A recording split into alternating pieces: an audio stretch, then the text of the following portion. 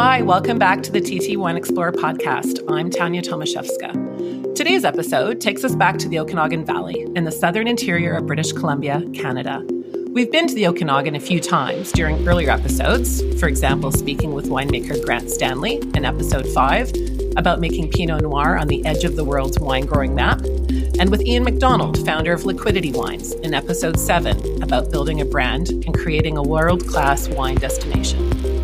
Today's flight takes us to another stunning pocket of the Okanagan Valley, Skaha Bench, a separate sub-appellation which sits between Penticton and Okanagan Falls, alongside the more than 100-kilometer-long Okanagan Lake. My guest today is John Skinner, proprietor of Painted Rock Estate Winery. I clearly remember the first time I visited Painted Rock. It's hard to forget. It was close to 8 years ago now. I'd recently moved back to Canada from having lived in Australia for many years, and where I had done a lot of exceptional wine travel and tasting.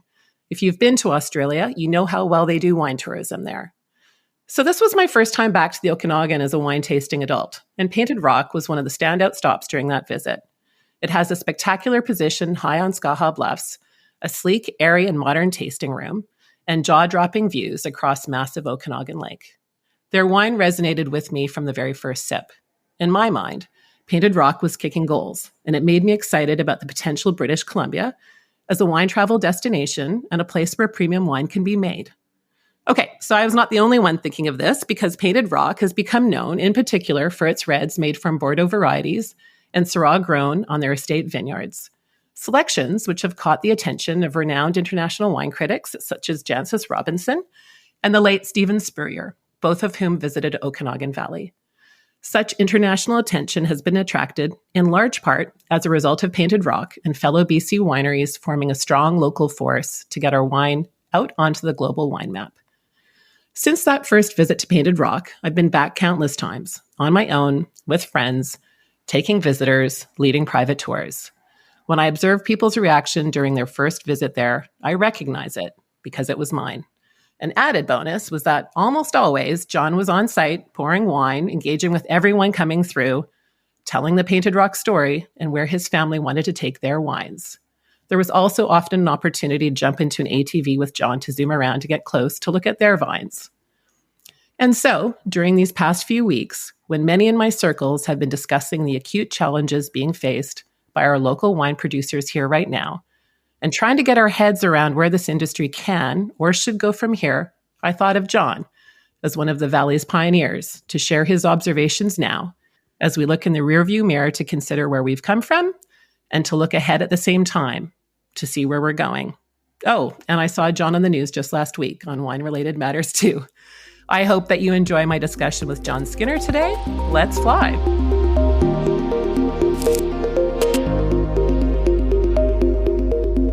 Hi, John. Thanks so much for joining as my guest today.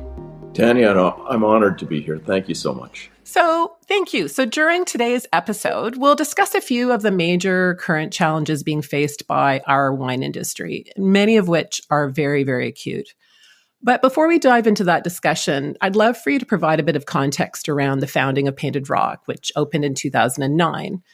For those not familiar with your story, can you provide a bit of a snapshot as to how Painted Rock all started for you and the Skinner family? What triggered the idea to start the winery, and how did you decide on the location? I love it. Well, I'd been in the investment business until I sold my equity in our firm and resigned or retired in the late night, like 97, 98. And then I bumped around for a little while. And around 2000, my wife said, "You better find something to do."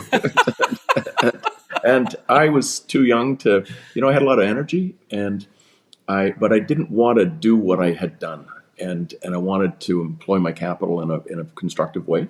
So I have a very good friend, Ray Cinerello, and I used to go down to his winery in Napa Valley, and I watched him build it in the 80s and 90s. And I thought, the Okanagan Valley, by nature, I'm a market timing guy. And I thought, okay, the Okanagan Valley, they've done that vinifera program. Burrowing Owl, there's some good, the results were good, and the wines were getting a lot better. And I thought, if I can be part of what makes this industry better, I'm going to do it. So I told my wife, this is like in 2001 or something. I said, okay, I'm going to go to the Okanagan and buy a winery this weekend. So I was so ignorant. So I got up there and I very quickly recognized how little I knew. You just don't talk to a realtor and say you want to buy a winery. You got to do some. So I ended up just meeting a bunch of the community, and we looked at about. I had a friend of mine also that was doing some business down in Napa. I had three real good advisors as we looked, and we ended up looking at 30. I think it was like 33 or 34 different projects over the years, and we didn't find our property until the end of 2003. We closed on the purchase in January 2004. So then I employed Valerie Tate, and Valerie Tate, brilliant. And she oversaw everything in terms of our planting strategy. And she determined which clones of which varieties. And they were so specific that when we actually placed when I went to the purveyor of all these things, the guy that sources all this stuff. And I said, can you get me? And I gave him the big list. And it's 7 different varieties and 2 clones of each variety for complexity and all these things. And I said, can you get me all these things? And he said, I'll be back to you in a week. And what is it, for those who aren't familiar, haven't been to your land in broad terms, what is it about the space that you form the view with your advisors that this would be the right spot, Bordeaux varieties and Syrah could work there? You know what it is? It's heat units. And we did a lot of study, and we've got, and its position and its air movement. So we've got about a 6% grade down towards the lake. We face west, like southwest. And it was really interesting because at the very beginning, I had 2 consultants working for me. And one, when I walked into where we were preparing everything, and it was about planting strategy right then in terms of direction. And there was a gentleman and Valerie, and they were arguing. And I said, what's the argument about? And the gentleman said, we're going to plant north-south because the sun comes up in the east, goes down to the west, and affects the fruit equally. And Valerie said, no, you've got to plant east-west. Now, this is the reason you don't want to plant north-south, because you've got a 6% grade down towards the lake. When in the winter, when the cold air hits and there's a low row of mountains behind us, that air is going to come down. It's going to kill the first row more than the second row, more than the third, because it's not going to move the air down to the lake. Okay, you've got to think air movement. You can solve the issue of the access to the sun by leaf removal on the north side of the row. So you've already fixed that. And the most important thing, John, is, and the reason you're going to plant east-west, and I said, why is that? He said, you're going to have to terrace this property that you've worked so hard to preserve, because we did. We peeled the topsoil back, we removed the stump, we repaired the alluvial silt layer, put the topsoil back, did that hundreds of times, and it was very expensive. And I just said, shook the guy's hand, said, good to know you. So for people, Valerie did it. So for people who are not in the industry, people listening, or haven't been to the Okanagan or traveled, that just provides a glimpse of the time intensive and capital intensive process of starting and building a winery from scratch in vineyards. And you mentioned yourself, you hadn't had any experience. You knew what you liked, you knew what you wanted to try and do, but you had no farming experience. And this is farming, and it's a lot of other things. And so that level of investment and resource into the farming and viticulture, across our province, you've been one of many who have, over the last number of years and decades now, made those investments, and it's time too.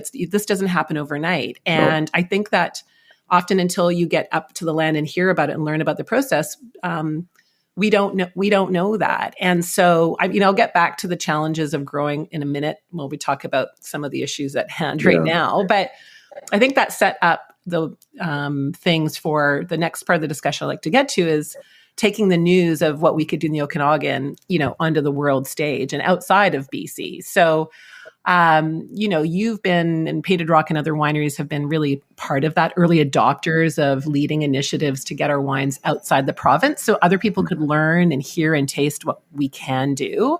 You've pushed into the London wine trade. Your flagship red icon was in Decanter's Magazine's 2020, one of the wines of the year. You've done some forays into the US, maybe Asia. So, here's my question. In global terms, our production level is comparatively minuscule. We have a huge region, but we have small, number of small acreage under vine. And most of our wine is consumed in our own province. I mean, we can barely get it out of our province into other parts of Canada. We'll talk about that in a minute too. So in broad terms, I mean, I understand marketing, but what do you think going forward, given our small production, and it will continue probably to be small for a while, what do you think the potential returns are for BC production? I'm all for getting it out onto the global stage, but for people maybe who aren't in the industry, what going forward do you think? What are we trying to do really? Well, I love the question because it's a brand has to be earned, not assumed, and that's legwork. That is. And when you go into these circumstances, like I'm pouring in Bordeaux and in Frankfurt and London, and I've got 6 agents in Europe. We've got good support in Japan and China. Like I basically can sell it wherever I want.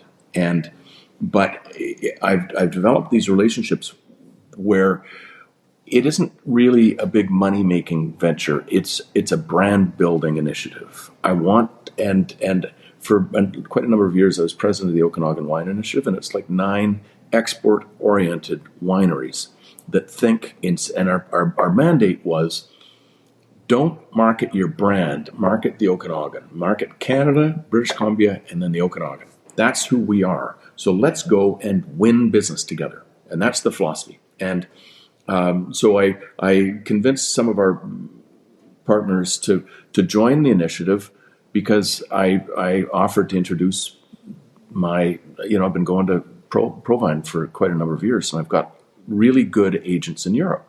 So I said, if you join, I'll introduce you to my agents. And you can't, it's their decision whether they take the wines on or not.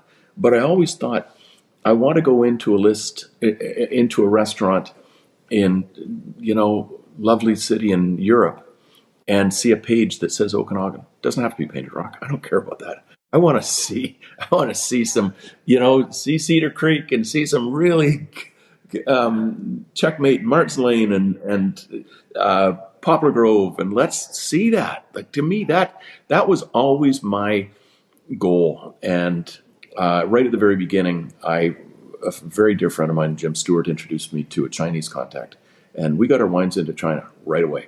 And it was on the news a couple of years after we got it in that the wines were retailing all over China at like $950 US a bottle. It was kind of crazy, but it was a great piece of business for us as a small winery, because at the time, producing like 5,000 or 6,000 cases, I was selling them 2,500. So that was a big chunk of money. I just, in terms of my own anecdote too, I don't know if validate's the right word, but the logical conclusion or extension of that is the last 2 years I've visited London to see friends there, and I hadn't gone in a long time. And invariably, I get asked by London-based or British friends of mine, "Oh, T, you're in the wine industry in BC. Where, I'd like to try some BC wine. Where can we get it?" And lo and behold, now when I Google in London, there is Canadian and British Columbian wine on shelves in stores, and I can direct my friends. 10 or 15 years, I don't know, maybe that would have been the same. So thank you, because now I can, instead of just taking things in my suitcase, I can send them somewhere or to your agents and other wineries from the Okanagan, some of your colleagues who have done the same. And slowly but surely. And there are restaurants and bars that have Canadian wines and British Columbia wines on the list. And this is fantastic. Oh yeah, Fantastic. we're really well. We've got a really supportive group at the Clove Club in Shoreditch. Yeah. That's one of the nicest restaurants in London. Like, it's really good. Yeah. And they know our Cabernet Franc really well. And I get notes from the servers. Every once in a while I get an email, when are you sending more wine? It's just really, that's super exciting. Yeah, it is. And I know you've been involved in other initiatives to do outreach in the United States. So thank you. Just bringing back things back to the local now. Painted Rock is one of our iconic wineries here, and you've developed a huge fan base of local followers, very loyal, and visiting wine travelers. You've done this through really strong marketing. You're direct to consumer. You have grown a big wine club. And my observations are that served you really well during the COVID lockdown years, and you continue to grow. So that you've got a really strong online digital presence. You've also created an analog, wonderful in real life destination. And you've really powerfully developed, I think, from my observations, a really strong customer journey. So when people come, they leave, they go home, they're ambassadors for you. They finish that bottle of Painted Rock, they want another one. I've witnessed this, and it's palpable. So congratulations on that. Thank you. Getting into now a bit of the political that's come up in the news, in particular in the last few weeks. Can I interrupt you just for a quick second? Yeah. The description that you gave of the building the wine club and that change, that becoming social media oriented and stuff, it wasn't us until about 9 years ago, when my daughter Lauren came on. That's right. Of course. She came on and she changed because I was doing all this international stuff. I'm selling 2,500 cases to the Chinese. I am out there like crazy. And then this young lady starts, and she did her MBA in Bordeaux, luxury brand management, food and wine, and she knows her stuff. And all of a sudden she came in and she said, Dad, we're changing the business plan here. And we're going to build a club, and we're going to build direct to consumer. It's more efficient. You're not paying agents. You're not honestly, it just changed everything about our chemical makeup. And now it's created a really wonderfully loyal family. Yeah. Because she's in communication with them all the time. And she's very on social media, because I follow and I read the content, and she is very active for sure. And I love the blend of keeping people up to date with what's going on at the winery, events, the wine stock, what's facing the valley, and where you've come to. I think some of your anniversary archival photos. So those are fun. But yes, thank you for taking a break in this chat to talk about the timing of that. Because it's also going to tie into some of our trade talk that we're going to get into. Good. But also, I think, in terms of what wineries can do do to build their brand, but build a following in the world that we're in. And it seemed to me that because you had started this process before 2020, March of 2020, you were in comparatively good shape for having built an online presence and an advanced start of a club that could be relied upon when people really couldn't go out and do anything. That was my observation. That was huge. And that you had already built a very large club in comparative terms, and that many wineries, unfortunately, really had to catch up during COVID from 0 to 100, and that you had already done a lot of that work. So kudos to Lauren, and kudos to you for, giving, standing back and letting Lauren run with that. 10 years ago. Don't worry about it. I hired my boss. She knows what she's doing. And I just, you never know when you're my child. I didn't know when she was 15, she said, this is when we started the journey. And she said, I'm going to work for the winery. There you go. And she said, I'm going to go to university. I'm going to do this. And then and lo and behold, all these years later, she does. And I just love, it's been seamless. And you don't know how the relationship is going to be from an employer-employee. Yeah. Well, it isn't. It's just, we're kind of partners in this. And maybe I love it's easier to keep it that way. It completely is. I've got nothing. The one thing I learned in this journey, another lesson that I learned, that was probably the most important one, and I'd share with anybody in a second, is know what you don't know and hire well. Yes. There are a lot of smart people. So when we looked for that property, I had really smart people working with me. When we did that planning strategy, I had really smart people. And if there was one, say we had a team of about 5 or 6 that were all advising, and if there's one that wasn't a fit, we'd know it. Yeah. And in retrospect, like I built this. If I had 5 primary advisors, I built this with 5 brains and me as a nuisance. Well, it's interesting because this really resonates, and it's a parallel with your colleague who was down the road, Ian McDonald. When we talked about liquidity and building a brand, he was of the same view. And it's so important to assemble a very strong team, and each person absolutely with excellence, and then you let them do their thing in terms of their expertise. Hey, where am I right now? I'm in West Vancouver. I'm not hanging around the winery getting in Gabe's way.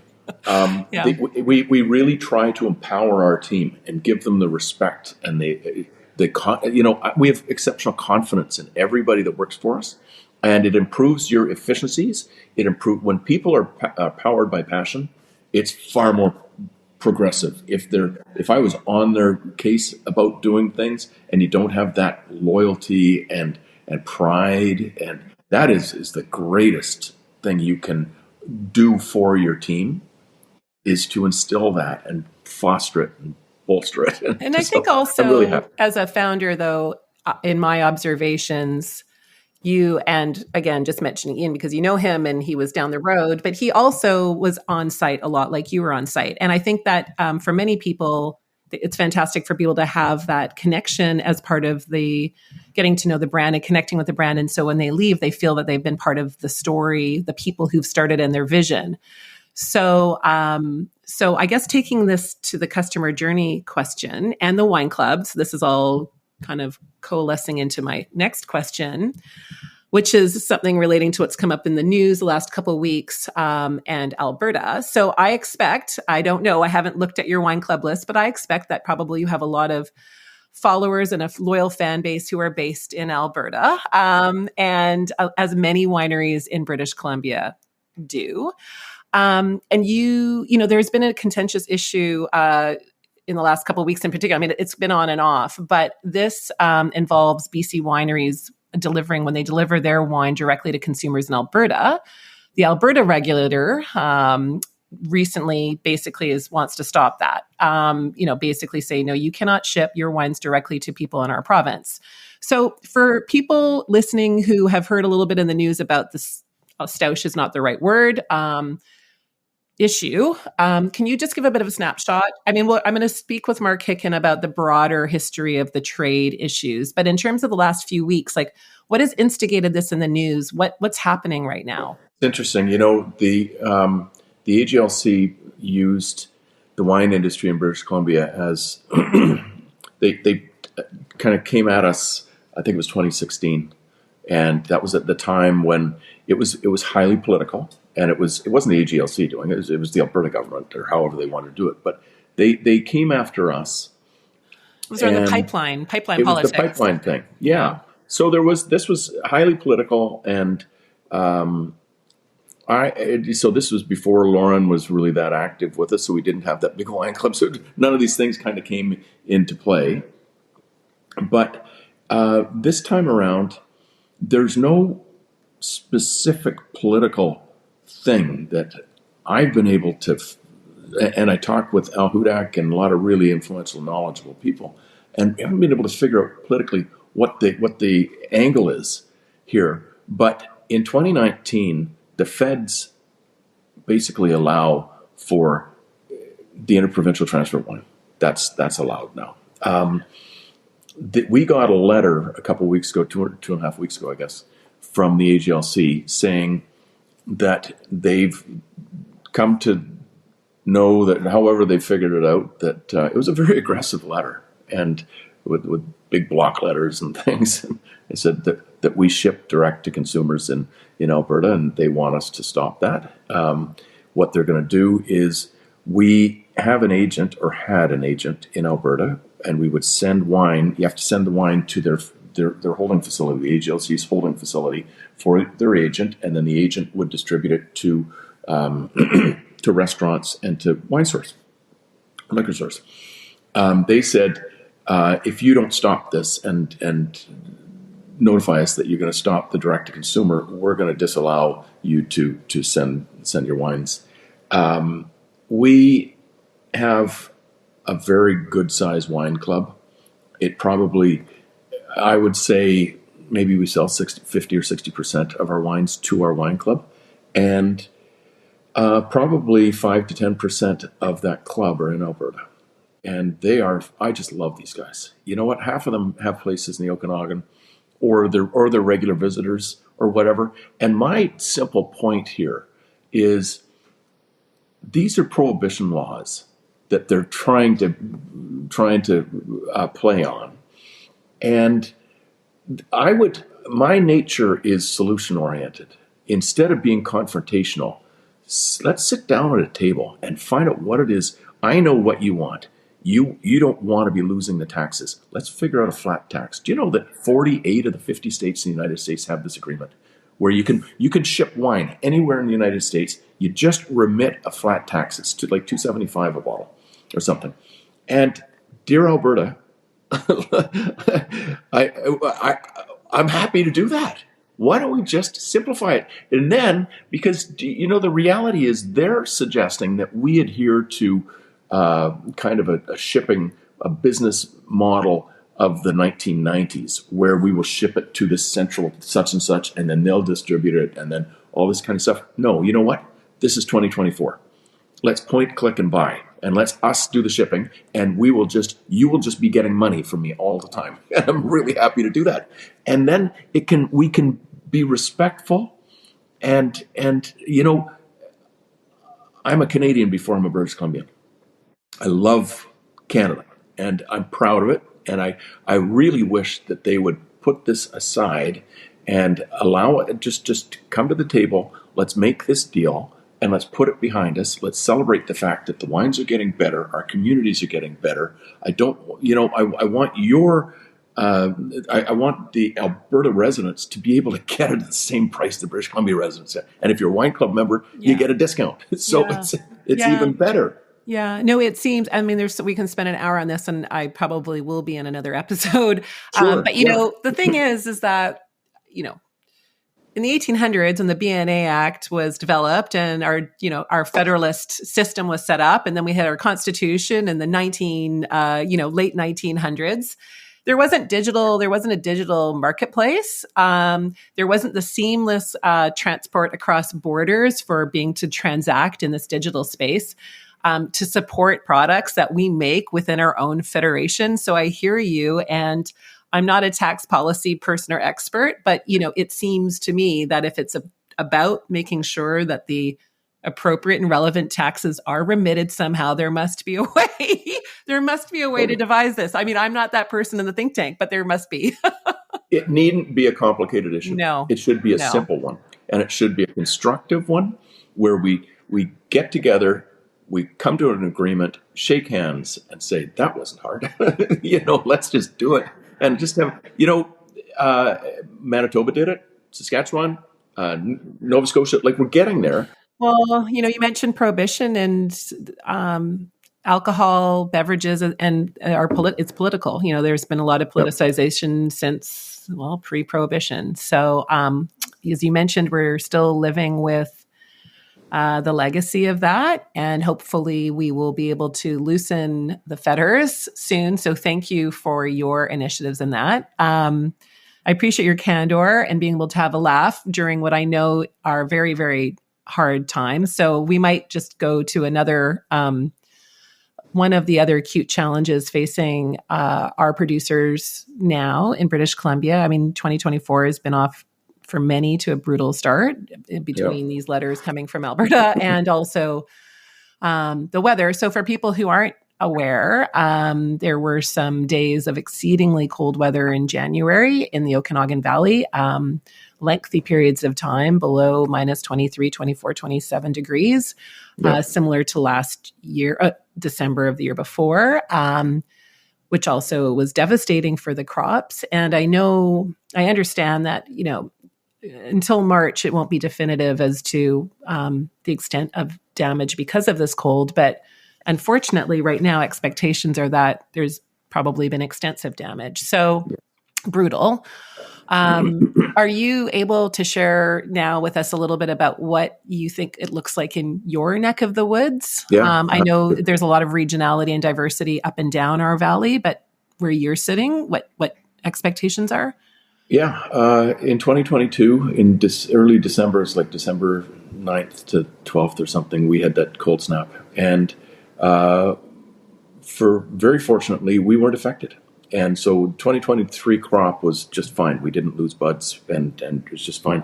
That's not the case now. We did an extensive investigation of ours, and 1,600, I think it was 1,600 buds were checked, and most of the primary and secondaries were done. So, but that's not my biggest concern. My biggest concern, that's an impact on your production in 2024, but producing reds, we've got a lot of wine in our winery. We've had a very large vintage in 2022 and decent in 2023. So we're okay. We're going to keep going. We're not dependent on, for our Chardonnay next year, it could affect it. But it's the real key now is determining whether or not we have plant death.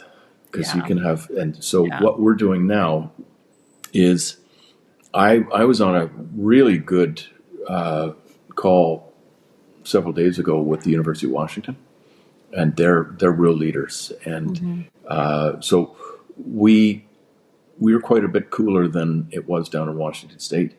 So there were a lot of my peers from the Okanagan on the call, and they're saying, "Yeah, but we went to minus 27 Celsius." Like it's. And we're trying to figure out how you can tell, and if the so I did learn a lot more about what you want to be looking for, and if the xylem is dead, the plant is dead. Yeah. If the phloem is dead, it can recover. So there's stuff. So my team right now are looking, and we won't know. Basically, we're at pruning time right now. Typically, we would be pruning. We're not pruning. One of the main pieces of advice that they gave on this really important call was for you guys in British Columbia that had this really dramatic one. You're better off not to prune. Like just prune. We're going to prune just at the very, very top, just to clean things up a little bit. But we're going to give it until April, and we're going to see what pushes. And we want the plants to be alive. Ironically, when we won a Decanter Wine of the Year in 2020, coincidental to our winning that, France made it illegal to export the clones that we have. Go figure. Oh my goodness. Oh yeah. It used to be. Used to be that the clones were sold on a prioritized basis. That the first growths got first pick, the second growths got second pick, third, fourth, fifth, sixth, and then the export market. So that's what they're trying to sell me the garbage before. Well, I got the best clones, and it's really important that my plants are alive, because even if 80% of them are alive, we can use our own plants to graft and recover our vineyards. Right. So that's the goal right now. And replanting yours, which is an interesting topic. So thank you for sharing that. Maybe I'll check in with you later in May or April. But taking, from altitude, from people who are listening, that there's huge diversity in our valley in terms of what's planted and soils and conditions. And there'll be some people who aren't sitting on inventory, or, just so people have a sense, for a lot of people, for listeners, if you can't produce, if vines have to be pulled up if they're dead, people will be out of production for 5 years. And that's even aside from, right now, everyone might be looking for vines if you can't propagate your own. And also, is that the time to consider if you should think about changing what you're planting there? And so there's so many decisions, which again, need to be made probably in a short amount of time for people. And also, again, very capital intensive, for some people, they won't have, anything coming in for a long time. So Yeah. in light of that, what do you think consumers, and I'll get to wineries in a minute, but what do you think consumers can do to support in the short and longer term now, knowing that for many there could be very limited stock, or people are trying to figure out how to weather this storm? Yeah. Well, the best sale for a small winery is a direct sale. Yeah. Go visit them. Yeah. Because then they're not paying the commission to so-and-so, and they're not, it's the little guys. I am so intent on supporting that community of people because we can't lose them. Yeah. And there are a lot of people out there that live on their site. They work it. I am incredibly passionate about our need to, I'm hopeful that it's just a window, that we're just going to have to help the community through this straight. But at the same time, one point that I've been making with industry a lot and my peers is we've got to take this opportunity right now to put together committees of advisors to know if we're going to replant, what do we replant? We can't shotgun out and everybody to throw a dart.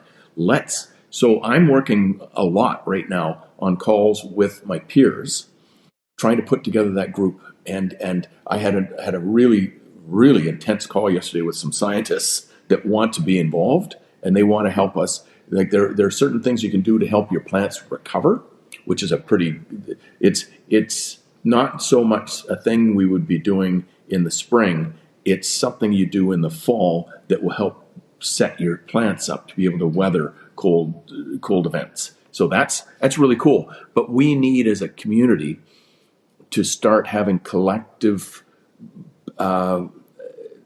get good advice and a playbook for one another. So when we do go to the premier and say we need help, go there with a specific strategy and not just write us a check. I'm not in the write you a check requesting mode. I'm in our industry needs a Band-Aid on it right now, and we need to replant, but we need to plant right. So who do we hire to advise us on this? And there are, I just love the passion of our community. We got people like Chris Coletta. She's working so hard right now. She knows everybody. And I'm on her case constantly. I said, let's get this committee together. It seemed, that's the point about planning. So there's the immediate need for help. But this could also be an opportunity for the industry itself to say, well, what is our 2030 plan or our 2040 plan as a group? Because what if when we get assistance, what do you then do with that assistance for ongoing long-term sustainability? So that would be with any sectors, is at times of chaos in our personal lives, chaos and transition. What are you going to do in that time when you're down to rebuild, and what are you going to do to build the foundation? So, maybe that's getting into one of my next questions, which is, looking ahead 10 years, what do we think this valley, Okanagan Valley, for example, or the BC wine industry more broadly, but we'll talk about the Okanagan for the moment. What could it look like, or what should it look like from a wine destination or wine producing area point of view? Are there things structurally now that we should be considering as part of this building a plan, or kind of reviewing a plan? Or where do you think, where could we go? And in the context of the practical realities of navigating Mother Nature and the place we live? Mm-hmm. That's a really good question.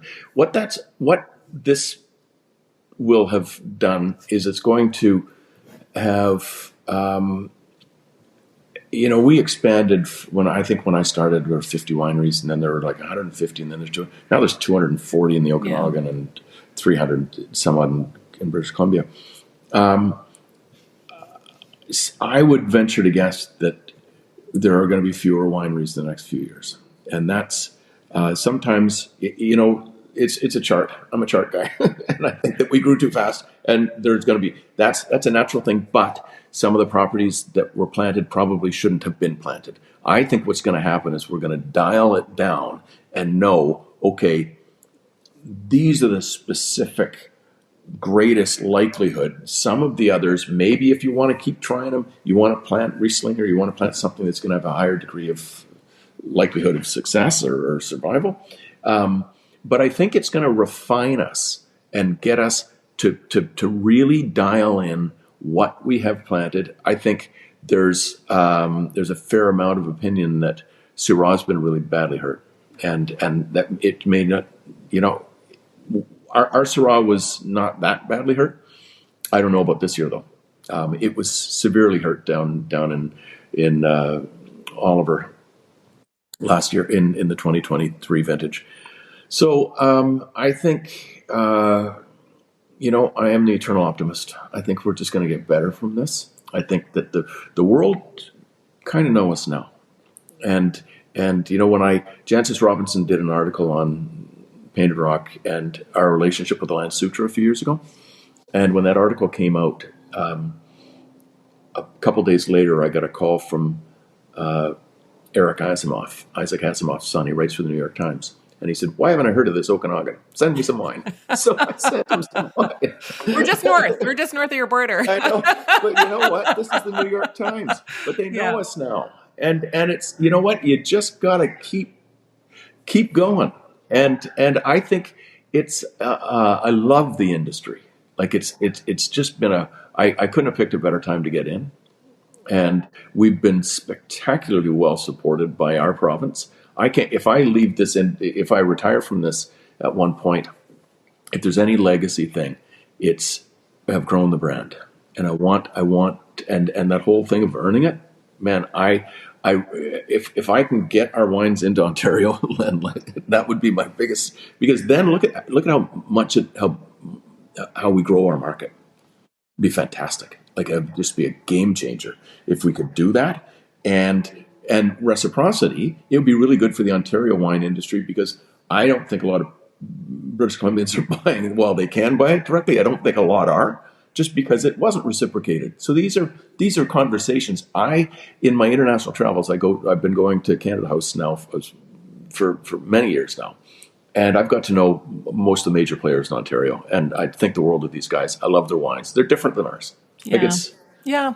And I think in terms of outreach outside of our own province to other parts of Canada internationally, and this probably is for another discussion another time as well, but the broader picture about where's the Okanagan Valley? Well, come and look. And it's not just our wine. And I don't mean that with any disrespect to the wine that we can make here. It's about the whole experience and what we can offer. And probably there's another conversation to be had as to what other kind of structural things we could put in plans to expand that offering and support the offering so that more people can come and stay and play and taste and eat and travel. So for me, I feel that's some of the huge potential that we have in this province around what you have done and what our wine growers and winemakers are making. And it's not tapped out yet. We have a lot still. No, and it's just a matter of unleashing it and figuring out how we can best unleash it. Yeah. I love the other areas, like I was saying on Vancouver Island. Yeah. And they know, I got to know a lot of those guys too. And I really admire, they planted what they should plant over there. Lots of Pinot Noir, lots of stuff. It's fun. It's a nice, wonderful community.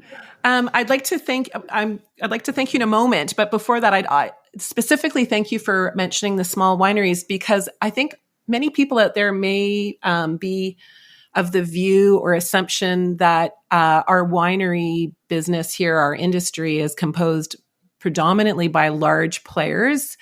And you and I both know that the majority of wineries are small family businesses or tightly held businesses here whose livelihood does depend on their project.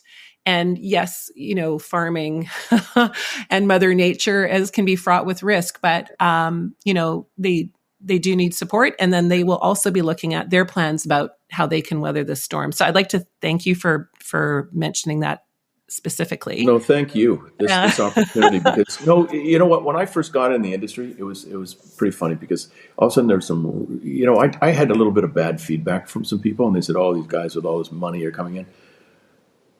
That wasn't the reason I got into the industry. It was I wanted to do something that was good for the industry, good for our province. I like to work hard, and there are some people with way more money than me that are in the industry now. But that's not the fabric of our industry. The fabric of the industry are the husbands, the wives, their children. That of that 220 people in the Okanagan Valley, there's 20 that are, or 150 of them are them. And that's what we have to pay attention to, because that is what makes it really interesting and makes it fun. You want to go on Narromata Road and stop at some of these small places, and you're going to find some really cool.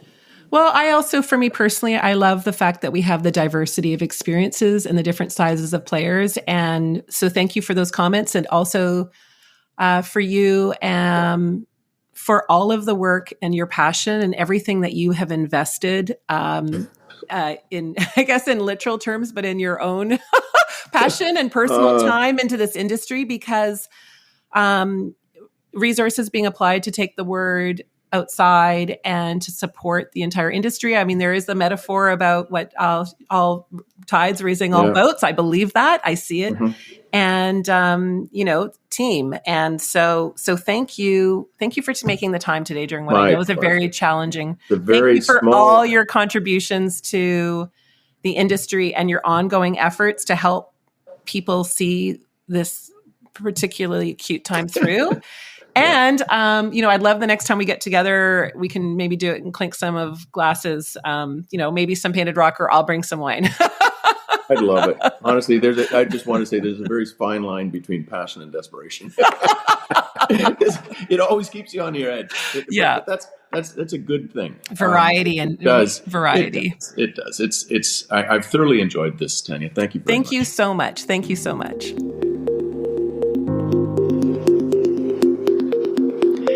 Thank you for listening to my discussion with John Skinner of Painted Rock Estate Winery. When John and I were discussing the trade barriers which we have within Canada when it comes to buying and selling our home-produced wine within our own country, we were just scratching the surface of this topic. As John mentioned, in our Canadian landscape, this seems to be a hangover from the Prohibition era. I'm frequently asked by my friends and consumers alike why we don't see much other Canadian wine on our shelves or at home, whereas we can readily buy wine from almost anywhere else in the world. And so, I thought that I could make this a conversation, a two-part series, and invite my colleague Mark Hicken back on the show so that we can discuss the wine trade barriers which we have within Canada. You'll recall that Mark and I discussed the legacy of Prohibition in episode 4 of my podcast series. I'm intrigued by why we don't have free trade of our own goods within our own borders. So stay tuned, as that next episode discussion with Mark Hicken is coming your way soon. Until then, take care, and see you next time on the TT Wine Explorer podcast.